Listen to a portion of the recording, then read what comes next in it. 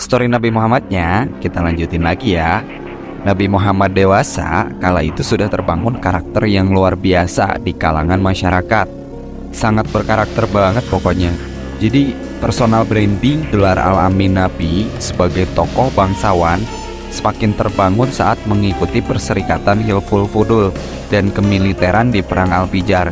Session sebelumnya udah gue bahas sih, jadi lo orang tinggal cari aja dan tonton biar ceritanya nyambung. Jadi di sana Nabi Muhammad sudah bela negara ya kawan-kawan, dan kemudian jadi negarawan juga di bangsanya. Dari sisi lain, passion Nabi adalah di bisnis, sehingga terhantarkannya sukses menjadi miliarder. Itu pun di session sebelumnya udah gue bahas. Ditambah lagi Nabi Muhammad menikah dengan Sultan Mekah yaitu Khadijah. Disinilah kedudukan Nabi Muhammad dewasa semakin terpandang di kalangan masyarakat. Umur Nabi Muhammad kala itu 24-25 tahun lah. Masa keemasan Nabi dimulai. Jauh ya sebelum kenabian, gue ingatkan kembali, wahyu belum turun pada masa ini.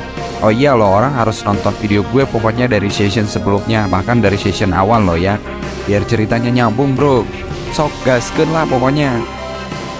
Masyarakat percaya penuh dong kepada karakter Muhammad dewasa. Dipandang tokoh besar lah, masa enggak. Sultan Mekah Khadijah aja sampai kelepek-kelepek atas kepribadiannya yang berkarakter. Pahlawan bangsa penuh prestasi yang tidak pernah mengecewakan masyarakat. Menzolimi apalagi. Dan belum pernah masyarakat Mekah menemukan bahwa Muhammad dewasa sebagai penyebar hoaks atau pernah berbohong gitu ya. Kalau mungkin zaman sekarang mah dibilang pendusta lah.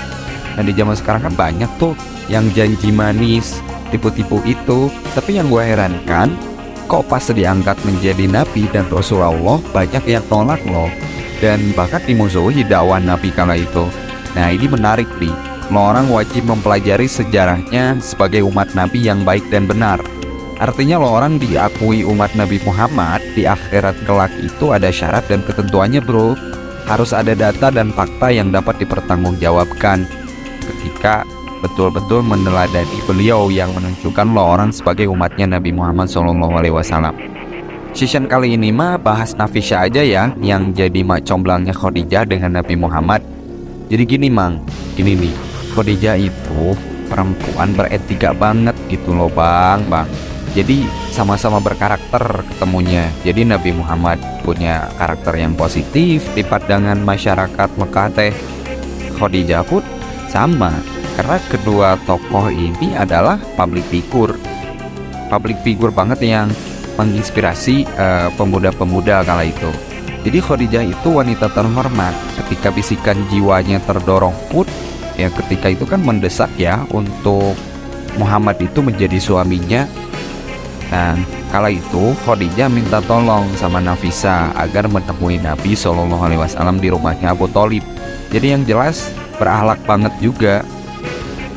Jadi sebelumnya Khadijah teh curhat dulu tuh sama Nafisah gitu Wak. Nah kan lumayan ya Pak, kalau dipendem mah yang namanya cinta dipendem. Lo orang tahu sendiri Pak.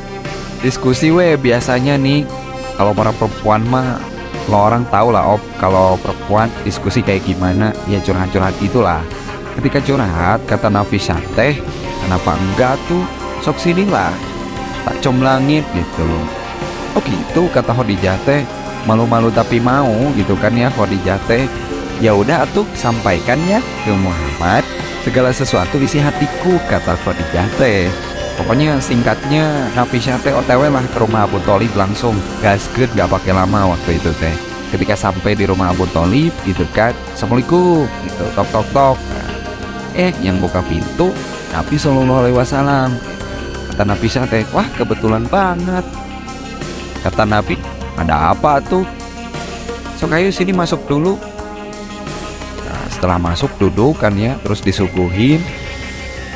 Bisa cerita bla bla bla bla panjang lebar secara detail. Kemaksudnya Nafisah datang ke sana adalah menyampaikan curhatannya Khadijah lah. Kata Nabi Muhammad teh, gimana ya? Sok minum dulu sekarang mah gitu kan, sambil pikir-pikir dulu. Jadi gini Nafisah, saya mah belum bisa ngambil keputusan sekarang katanya. Harus izin dulu deh sama omku Abu Thalib. Singkatnya pokoknya dari pertemuan itu Abu Thalib teh omnya Nabi Muhammad SAW langsung lah ngasih kepastian. Kata Abu Thalib teh, gaskeun we hayu gak apa-apa lah OTW gitu kan. Kata Abu Thalib teh, nanti kami silaturahmi lah ke rumah sana. Nah, suatu hari OTW lah Abu Thalib ngelamar Khadijah. Ayo kita ke rumah omnya Khadijah, Amir Ibnul Asad. Nah, karena kan ayahnya Khadijah juga pada waktu itu teh udah wafat. Silaturahmi lah kedua belah pihak.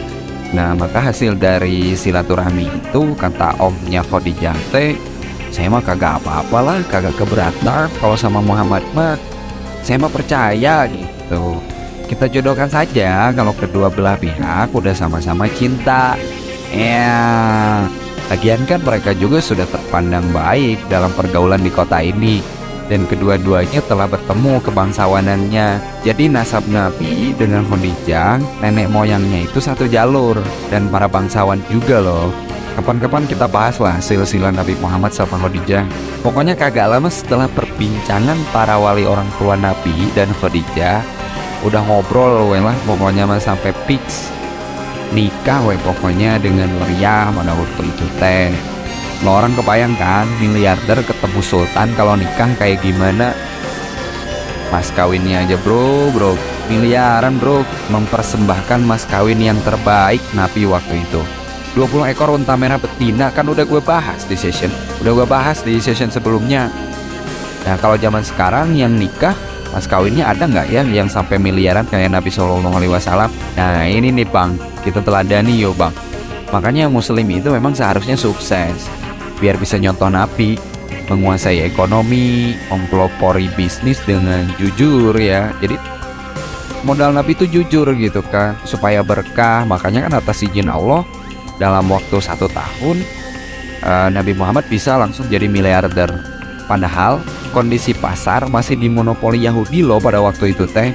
Dengan sistem ribanya, lo orang tahu sendiri lah ya sistem riba itu jahatnya kayak gimana. Apalagi di zaman sekarang nih, sistem riba di Indonesia apalagi nih sekarang, itu tumbuh subur bro.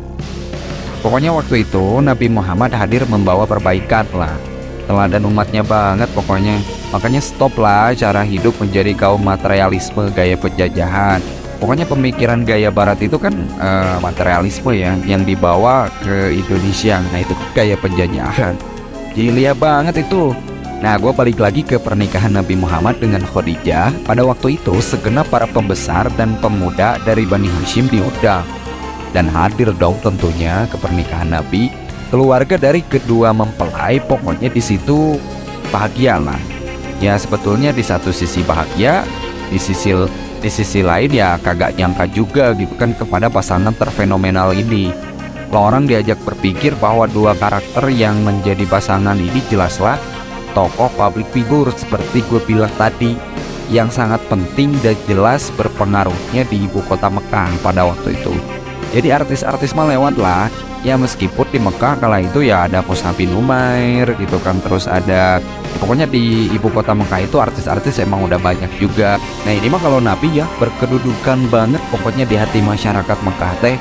Di hati masyarakat Mekah teh udah punya tempat lah gitu, orang terpandang Nabi Muhammad dan Khadijah teh. Ya meskipun sebetulnya pada segelintir ada yang panik ya, karena kan banyak juga yang udah ngelamar Sultan Mekah yaitu Khadijah ini, terus kemudian ditolak. Pada akhirnya kan nikahnya malah sama Nabi. Nah jelas panik lah mereka gitu kan. Tapi sih pada intinya gue pengen menyampaikan bahwa Nabi SAW itu adalah public figure ya. Khadijah pun ya tadi public figure di ibu kota Mekah. Karena ini jarang dibahas nih di acara-acara peringatan Maulid Nabi Muhammad atau peringatan Isra Miraj Nabi Muhammad di kalangan masyarakat Indonesia terkhusus. Intinya apalagi generasi muda, lo orang itu harus tahu sejarahnya bro. Lo orang harus ngerti kisahnya kayak gimana. Agar apa? Agar bisa meneladani lah. Lo harus marifatul Rasul, marifatul Nabi, marifatullah, marifatun nas. Ya banyak lah, marifatul Islam.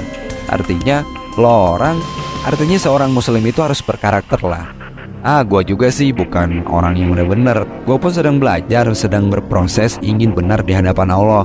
Makanya gue ngajak lo orang untuk sama-sama berproses, ingin lah minimal ada keinginan untuk belajar benar di hadapan Allah.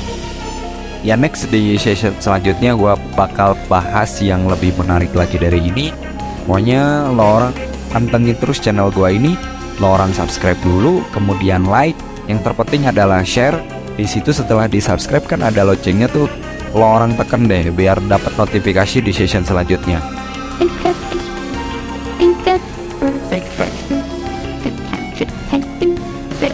Perfect.